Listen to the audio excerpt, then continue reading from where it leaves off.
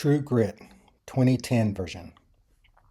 When I first heard that the Coen Brothers were going to make True Grit, I almost fell out of my chair.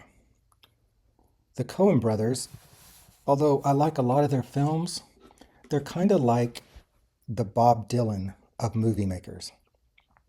With Bob Dylan's work, when you first encounter it, you think, hey, there's something deep here, something spiritual that I'm tapping into, that I'm trying to understand. But the more you listen to Bob Dylan, the more you realize that's not true. He's kind of a trickster. And the same is true for the Coen brothers.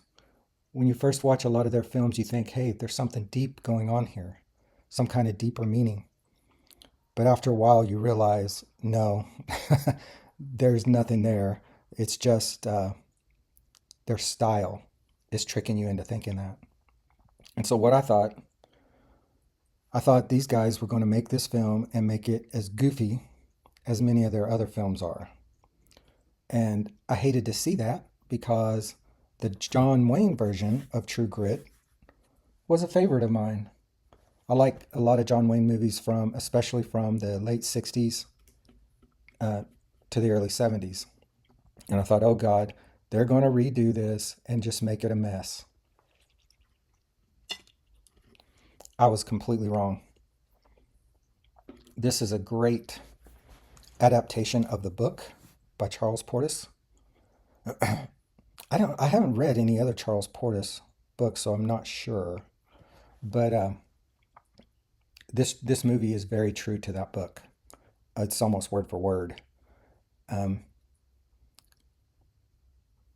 I was very relieved to find out that um, not only did the Coen brothers do okay, they got a pass on score from me for their version of True Grit, but in my opinion, it actually even exceeds the original. I think they did that good a job. Um, the wardrobe and the scenery is very true to the time. This takes place in what is Oklahoma now.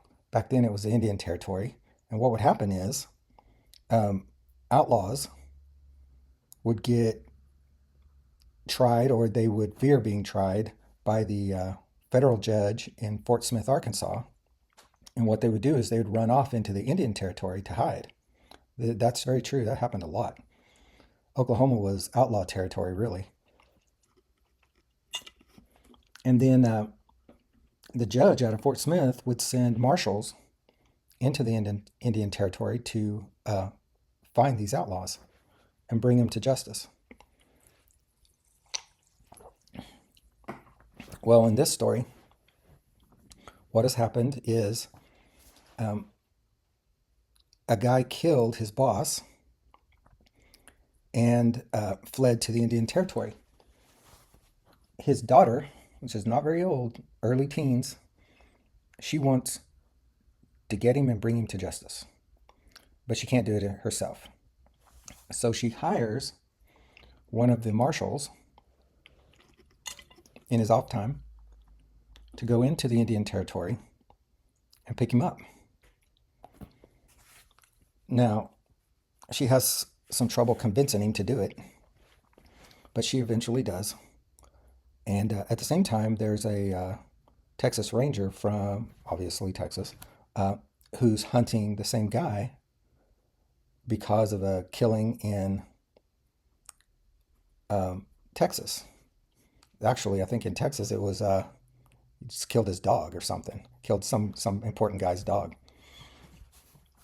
So they end up joining forces after a lot of argument and go after this guy.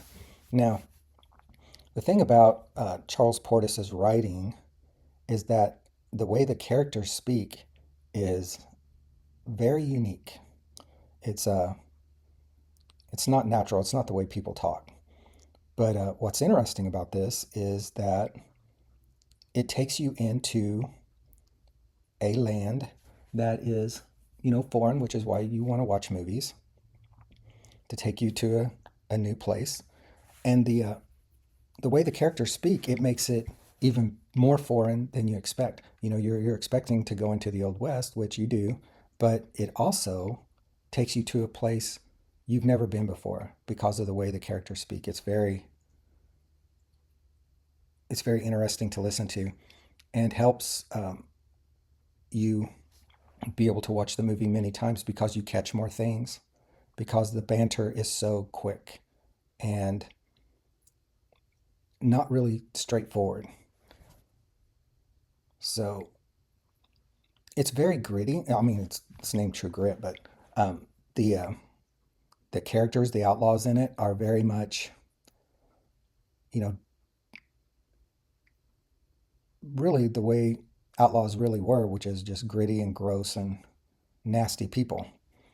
And this movie portrays that very well.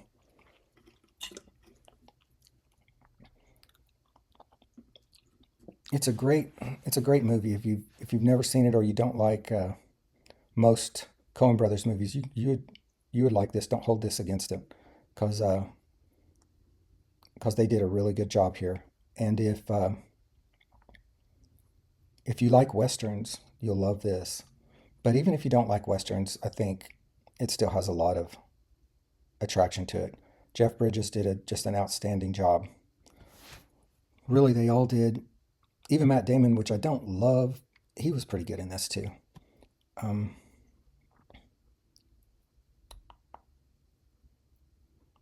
I think it gives you a really good window into that time and place. So if you haven't seen True Grit 2010, you should give it a shot.